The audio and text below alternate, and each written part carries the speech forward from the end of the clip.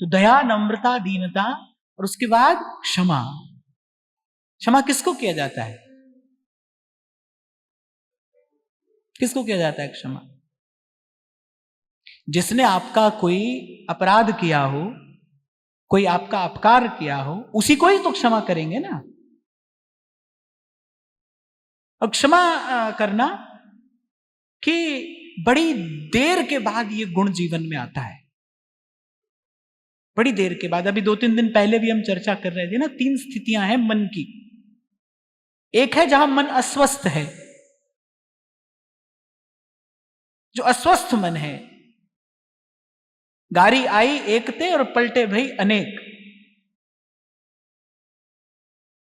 किसी ने अपशब्द कहा, आपने 2 कहे। किसी ने आपको पीड़ा देने का प्रयास किया, आपने और जोर से प्रयास किया। यह अस्वस्थ मन है। फिर दूसरी स्थिति है दुर्बल मन। पहली स्थिति है अस्वस्थ मन, दूसरी स्थिति है दुर्बल मन।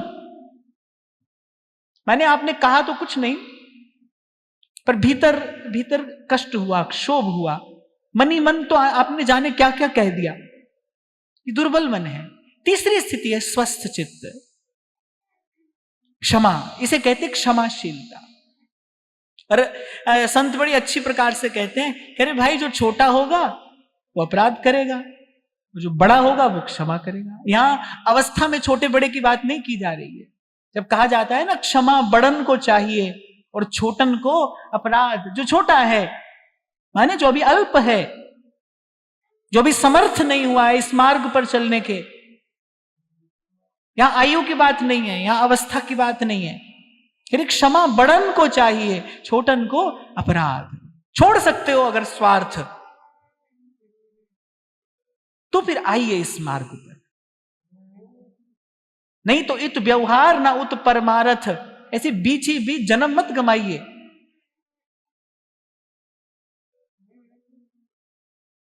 छोड़ा जाता है अपना सुख थोड़ी देर के लिए, कर सकते हो किसी को क्षमा।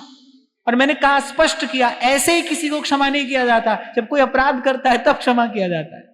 जब किसी ने आपका अपराध कर दिया है, असह्य अपराध है, आपके पास सामर्थ्य उसको क्षमा कर देने। क्षमा माने उसके लिए मन में भी कोई अभाव ना आए, कोई कुभाव ना आए, उसके अहित का चिंतन न हो।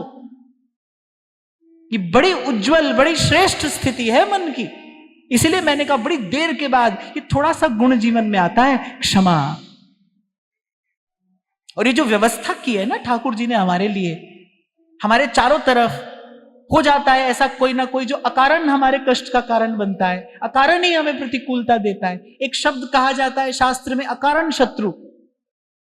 कभी कभी कोई अकारण शत्रु होता है। क्यों होता है भाई? प्रकृति आपको निखारना चाहती है, प्रकृति आपके अंदर क्षमा का विकास कराना चाहती। कैसे आएगी क्षमा? कैसे आएगी क्षमा? कैसे हमको खबर पड़ेगी कि आया है हमारे जीवन में ये दैवी गुण क्षमा?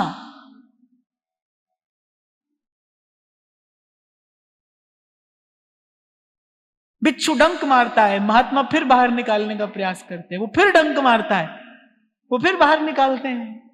कह रहे वो अपने स्वभाव से डंक मार रहा है, मैं अपने स्वभाव से बाहर निकालने का प्रयास कर रहा हूं। जब क्षमा स्वभाव हो जाए, आपका स्वभाव। और एक और बात मैं बता रहा हूं, क्षमा करने वाला दुर्बल नहीं होता। कभी भी क्षमा करने वाला दुर्बल नहीं है। दुर्बल तो क्षमा कर ही नहीं सकता। दुर्बल तो तन से नहीं तो मन से प्रहार कर ही देता है।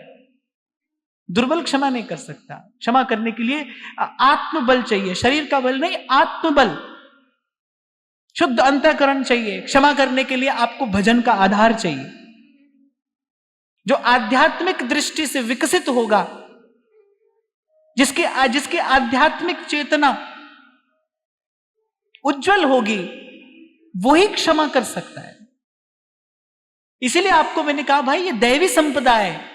और देखना, अपने जीवन में अपने भीतर देखना, न हो तो लाने का प्रयास करना। नहीं है तो कोई बात नहीं, पर हम लाने का प्रयास करेंगे।